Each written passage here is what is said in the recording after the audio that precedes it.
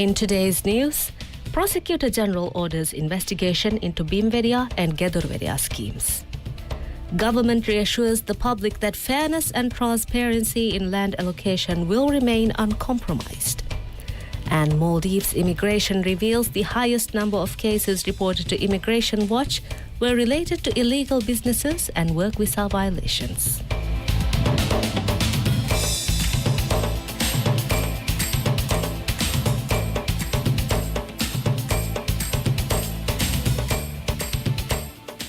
Good evening and welcome to News. I'm Nashra and thank you for joining us today. The Privatization and Corporatization Board, PCB, has suspended Housing Development Corporation HDC's Managing Director Ibrahim Fazul Rashid and all board members except Chairman Ahmed Nasif. The decision follows an ongoing Maldives Police Service investigation into an alleged corruption in the allocation of land under the Bimveria scheme. The allegations suggest that land plots were allocated to ineligible individuals.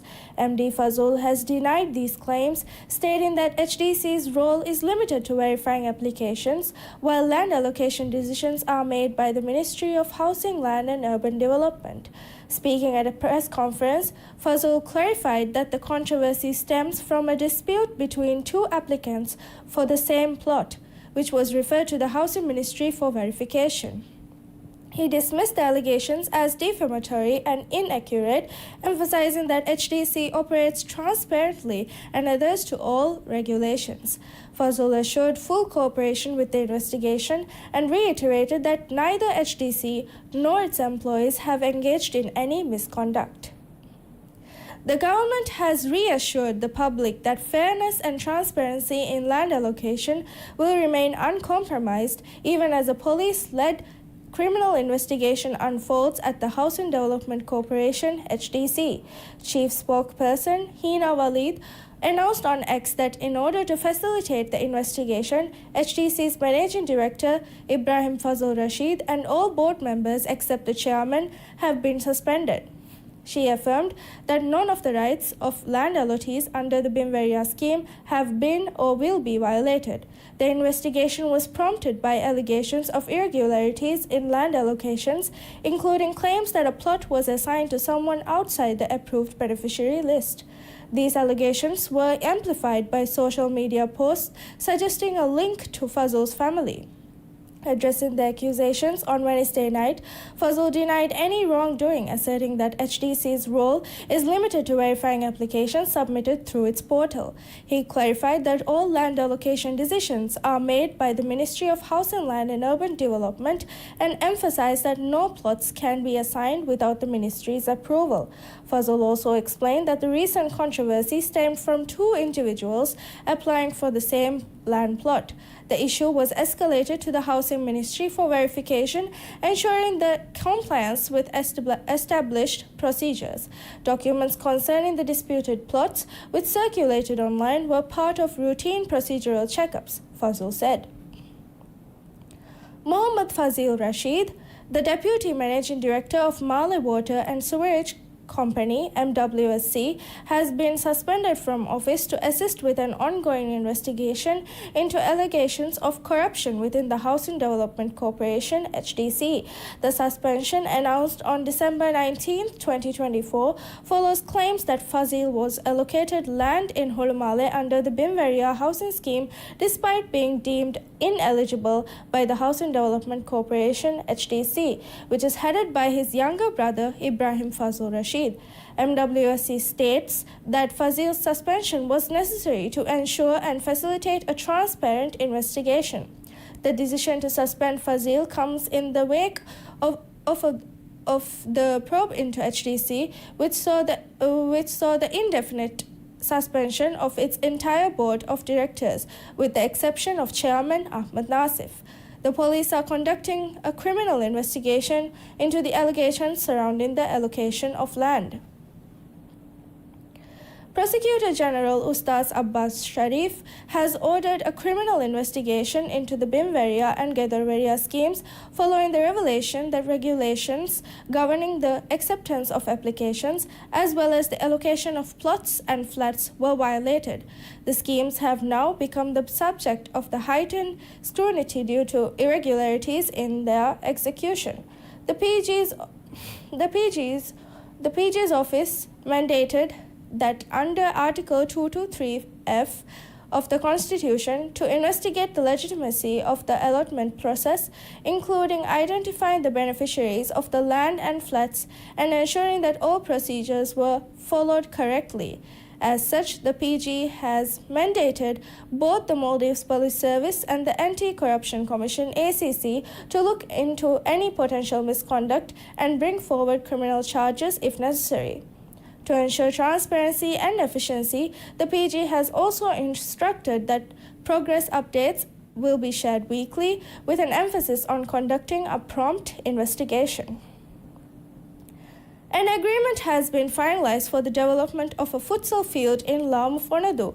At a signing ceremony held at the Ministry of Sports, Fitness and Recreation, Megalink Private Limited was awarded the contract to construct the Fonadu Kurimagu futsal field. Deputy Minister of Sports, Fitness and Recreation, Hussein Nihad, signed the agreement on behalf of the ministry. The project, valued at 1,559,053 rupiah, is set to be completed within 38 days as stipulated in the contract. We'll be back after a short break.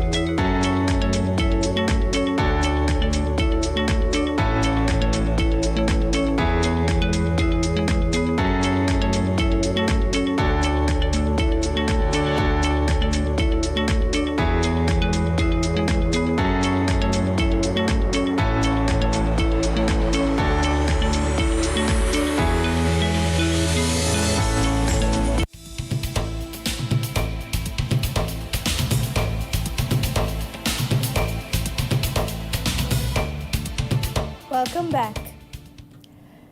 Bank of Maldives BML has completed 2 key environmental projects under its Small Grant Fund initiative, contributing to sustainable development in the Maldives. The project includes the installation of fish meal plant in Hadal Kumundu to convert fish waste into fertilizer, led by the Kumundu Revival Initiative Kurevi, and the conservation of the Blue Ball Surf Spots Reef in Gafdal Wadu, undertaken by the Huadu Association of Tourism, HAT. Part of BML's 40th anniversary celebrations, the Small Grant Fund awards MVR 250,000 to NGOs for community-driven projects addressing environmental challenges and fostering sustainability. BML emphasized the initiative's role in supporting community-led efforts to enhance livelihoods and promote environmental conservation. An information An information session was conducted in Inguradu to provide the public with detailed information about fostering as a viable option for children in state custody. This session was held in alignment with the current administration's vision to ensure that every child grows up within the protective care of a family. The session aimed to educate and guide potential foster parents about the requirements and responsibilities associated with fostering. Participants were provided with detailed insights into the fostering process, the support available to foster families, and the essential procedures for monitoring and supporting children after placement. Beyond fostering, the government is prioritizing efforts to improve conditions for families in need, working closely with them and enabling the reintegration of children with their birth families wherever possible. The Chief Justice of the Maldives, Honorable Ustaz Ahmad Mutassim Adnan, has been admitted to Dharmavanta Hospital in Male following an injury sustained whilst holidaying in Ba Fuladu. Hospital admission occurred in the early hours of the morning, with the Chief Justice receiving treatment for an abdominal injury that is currently impacting his mobility. At present, no official bodies have issued formal statements regarding the Chief Justice's medical condition. The Supreme Court is presently in recess. The Maldives Immigration has revealed that the highest number of cases reported to Immigration Watch were related to illegal businesses and work visa violations by migrant workers, based on data released as of November 2024. Of the 1,017 cases reported, 239 were attributed to illegal businesses and another 239 to work visa violations. Other cases included 65 instances of prostitution, 41 cases of missing persons, and 14 reports of tourist visa violations. Additionally, there were 12 cases of employer or sponsor breaches, 12 instances of visa abuse or violations, 11 cases related to criminal or character concerns, and 10 incidents of substance trafficking. 7 cases of human trafficking and 7 cases of illegal foreign currency exchange were also reported. Immigration Watch, an online platform launched on July 17, 2024, allows the public to anonymously report illegal immigrants or those attempting to enter the Maldives unlawfully, as well as other migration-related issues. Authorities believe the platform strengthens collaboration between immigration officials and the public in addressing these concerns. Efforts to tackle undocumented migration have intensified in the past year. The government has conducted numerous operations targeting undocumented foreigners, and initiatives such as Operation Kurangi have been introduced to collect biometric data from all foreigners in the country. The Controller General of Immigration, Muhammad Shamman Wahid, has stated that measures to identify undocumented migrants are being expanded to include operations in the atolls. He noted that ongoing efforts aim to bring illegal foreign workers into compliance with the law, describing these initiatives as critical steps in resolving the issue. The Maldives is forecasted to experience unsettled weather over the December school holiday period, with scattered showers and thunderstorms and strong winds anticipated across multiple regions. Rough seas and high waves have prompted cautionary advisories, particularly for marine activities and travel between islands. In Hulule, heavy squally showers and thunderstorms are expected from December 19th at 10 a.m. to December 20th at 10 a.m. Windy speeds are anticipated to range from 17 to 27 miles per hour, with gusts reaching up to 50 miles per hour during periods of rain. Seas in the area will be rough to very rough, with wave heights of 7 to 9 feet. The marine forecast for the same period echoes these conditions, highlighting the likelihood of hazardous swell waves during the high tide. Hanimadu is forecasted to experience similar weather conditions from December 19th at 1 p.m. to December 20th at 1 p.m. Scattered and heavy showers accompanied by thunderstorms are expected, with winds ranging from 7 to 17 miles per hour, gusting up to 40 miles per hour. Seas will be varying between moderate and rough, with rough with wave heights of 3 to 6 feet. Swell waves remain a concern during high tide, warranting caution. Further south, regions including Kaddu, Kadeddu, and Gang are also expected to face scattered showers and thunderstorms.